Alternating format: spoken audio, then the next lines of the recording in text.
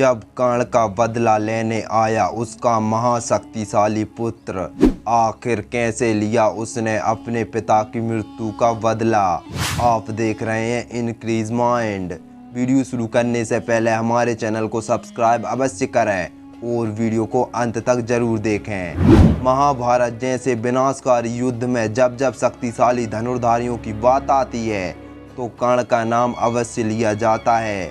लेकिन क्या आप जानते हैं कि कर्ण के 9 पुत्रों का वर्णन भी महाभारत में मिलता है, जो बेहद ही शक्तिशाली योद्धा थे। कर्ण के उन्हीं 9 पुत्रों में से एक ऐसा भी पुत्र था जो महाभारत युद्ध के अंत तक बचा रहा, जिसने अपने पिता की मृत्यु का बदला लिया, जिसे देखकर खुद भगवान श्री कृष्ण भी चौंक उठे, क्योंकि कर्ण का वो शक्तिशाली पुत्र कर्ण के समान ही महापराक्रमी योद्धा था।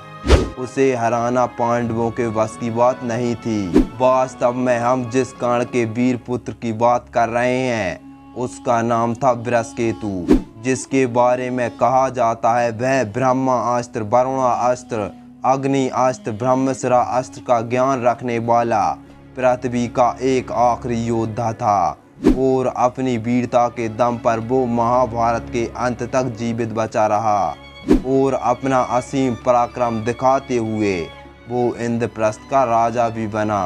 तो आखिर क्या है कर्ण के पुत्र वृषकेतु की पूरी कहानी और आखिर कैसे लिया अर्जुन से अपने पिता की मृत्यु का बदला। कुरुक्षेत्र की युद्ध भूमि पर कर्ण के पुत्र ने खलबली मचा दी थी। उन्होंने अनेकों पांडव योद्धाओं को हराया तथा भारी मात्रा में पांडव सैनिकों का संहार किया। कर्ण पुत्रों ने युद्ध में वो रण कौशल दिखाया जिसे देख अनेकों पांडव योद्धा भयभीत हो उठे। अपने पिता कर्ण के समान ये भी पांडवों के विजय में बहुत बड़े बाधक थे। पांडव जानते थे कि बिना कर्ण और उसके पुत्रों के सामने युद्ध जीत पाना लगभग असंभव था। युद्ध के शत्रविधिनी कर्ण और अर्जुन के बीच बड़ा खतरनाक युद्ध हुआ और कर्ण अर्जुन के हाथों वीर गति को प्राप्त हो गए। उसी अर्जुन का कर्ण के 3 पुत्रों वृषसेन, शत्रुंजय और द्रुपद के साथ बड़ा भयानक युद्ध हुआ। अपने पिता के समान ही वे भी अर्जुन के हाथों वीर गति को प्राप्त हो गए। इसी तरह कर्ण पुत्र वृषसेन की मृत्यु सात्विकी के हाथों हुई। बनसेन को महाबली भीम ने मारा तथा चित्रसेन, सत्यसेन और सुसेन नकुल के हाथों मारे गए। इस प्रकार कर्ण के 9 में से 8 पुत्र महाभारत के युद्ध में वीर गति को प्राप्त हो गए। वृषकेतु कर्ण का एकलौता पुत्र, जीवित पुत्र था। वृषकेतु के पिता और अन्य सभी भाइयों का अंत हो चुका था तथा उसकी माता भी कर्ण की चिता पर सती हो गई थी। वृषकेतु अकेला हो गया था। उसके सभी अपने चल बसे थे, लेकिन इसके बावजूद उसने कभी भी मन में बदले की भावना नहीं पाली। वृषकेतु का बचपन उसकी माता के साथ बीता था, इसलिए चरित्र पर उसकी माता का प्रभाव पड़ा। उसने कभी भी पांडवों के विरुद्ध में उसने कभी गलत नहीं सोचा। वृषकेतु धर्म अधर्म का ज्ञान रखता था तथा उस बात से परिचित था जिस परिस्थितियों में उनके पिता कर्ण ने कौरवों का साथ दिया।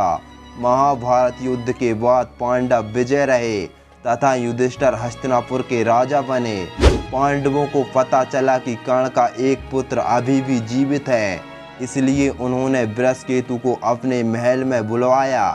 वृषकेतु अपने पिता के समान ही दिखता था और बिना किसी भय के पांडवों के बुलावे पर उसके समक्ष प्रस्तुत हुआ। वृषकेतु यह सोच रहा था कि अर्जुन समेत समस्त पांडव उसे पसंद नहीं करते क्योंकि वो कर्ण का पुत्र है, इसलिए शायद पांडव उसके साथ दुर्व्यवहार करेंगे। लेकिन वृषकेतु यहाँ गलत साबित हुआ। जब वृषकेतु पांडवों से मिला तब माता कुंती समेत सभी पांडव पश्चाताप की अग्नि में झुलस रहे थे। अर्जुन समेत सभी पांडव स्वयं कर्ण का अपराधी मान रहे थे। अपने बड़े भाई कर्ण और भतीजे की मृत्यु का उन्हें बहुत बड़ा दुख था तथा वे इस बात से प्रसन्न थे कि उनका एक भतीजा अब भी जीवित है। वृषकेतु को पांडवों से बड़ा प्यार मिला और अपने बड़े भाई कर्ण को सच्ची श्रद्धांजलि देते हुए पांडवों ने वृषकेतु को इंद्रप्रस्थ का राजा बना दिया। कर्णपुत्र वृषकेतु ने युधिष्ठिर की छत्र छाया में वर्षों तक शासन किया। वीडियो पसंद आई हो तो लाइक अवश्य करें और देखते रहिए इनक्रीज माइंड।